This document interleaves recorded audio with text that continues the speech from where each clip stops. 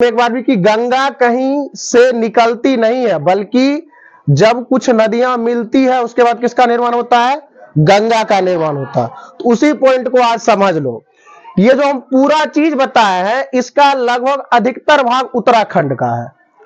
उत्तराखंड में एक जगह है बद्रीनाथ, वहां से विष्णु गंगा निकलती है और एक तरफ से धौली गंगा आती है।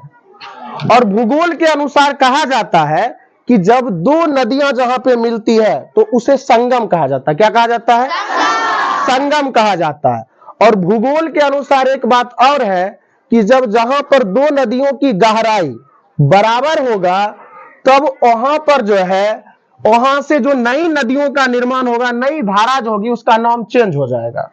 तो जब विष्णु गंगा और धौली गंगा आपस में आकर जिस जगह पर मिलती है उस जगह को कहते हैं विष्णु प्रयाग, संगम स्थल को।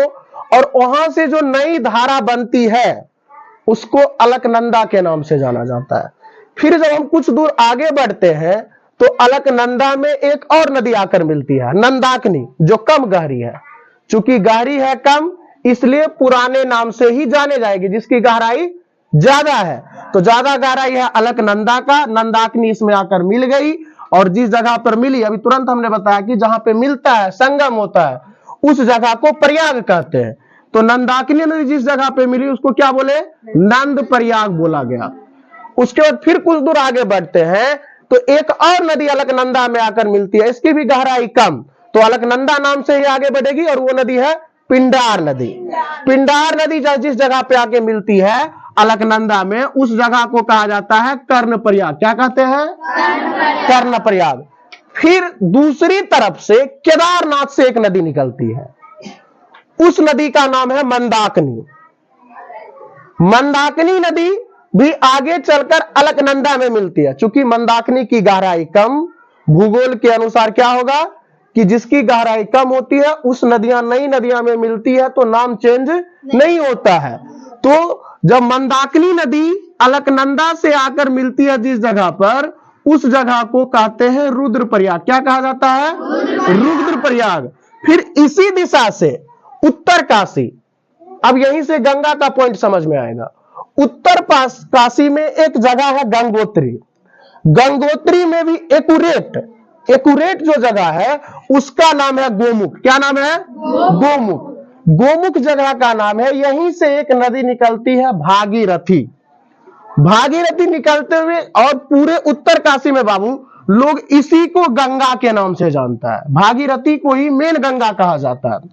और ये नदी जो है रास्ते में एक छोटी सी नदी भिलंगना को अपने साथ लेते हुए आगे बढ़ते बढ़ते एक जगह है उत्तराखंड में, उत्तर प्रदेश में देव प्रयाग, जिसको हम लोग इलाहाबाद कहते हैं ना। देव प्रयाग कह लो या फिर इलाहाबाद कह लो या फिर प्रयागराज कह लो।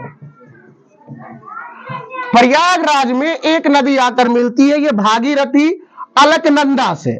चूंकि भागीरथी की भी गहराई अलकनंदा के बराबर, तो भूगोल के अनुसार बताए थे जब दो नदी की गहराई समान तो नई धारा निकलेगी, उसका नाम चेंज होगा या नहीं होगा? चेंज होगा।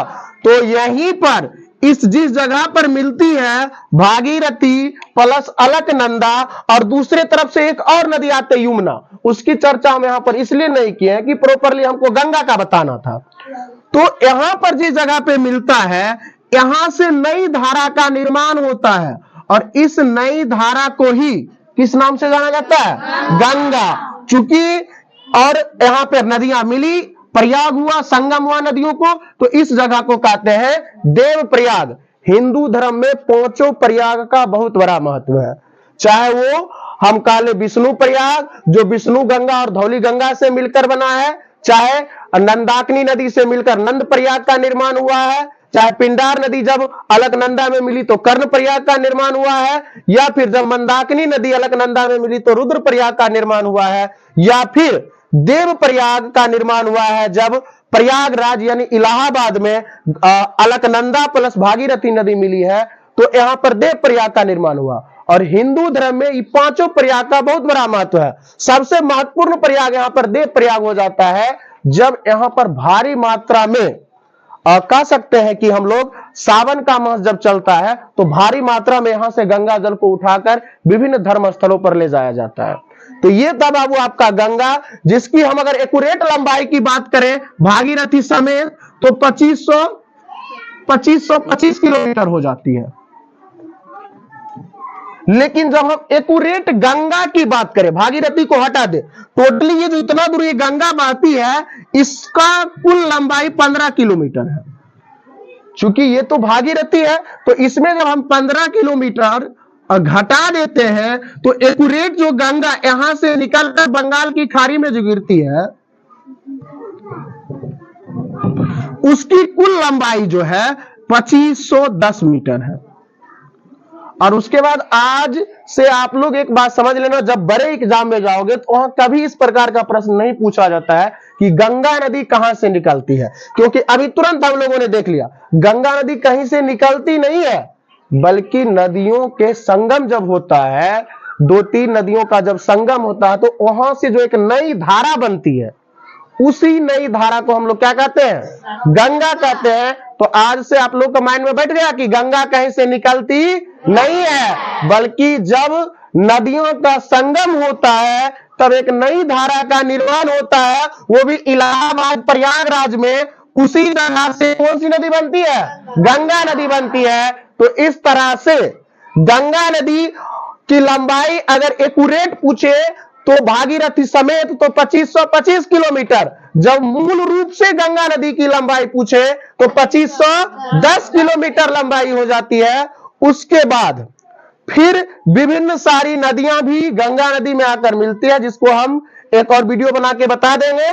उसके बाद बाबू ये भागीरथी जो है मुख्य रूप से यही मेन गंगा है, उत्तराखंड के लोग इसी को मानते हैं। और गंगा हमारे भारत के टोटली 5 राज्यों से होकर गुजरता है। कहां से गुजरता है, सबसे पहले उत्तराखंड। कहां से, उत्तराखंड। बाबू याद करो, बताए थे कभी उत्तराखंड जो है उत्तर प्रदेश का हिस्सा हुआ करता था, जो 2001 में इससे अलग हो गया। तो दूसरी जो राज्य है जहां पर ये नदी प्रवेश करता है उत्तर प्रदेश, और उत्तर प्रदेश में इसी देवप्रयाग में ही प्रवेश करता है। और सबसे पहले गंगा नदी जो है प्रयागराज में ही मैदानी भाग में प्रवेश करता है।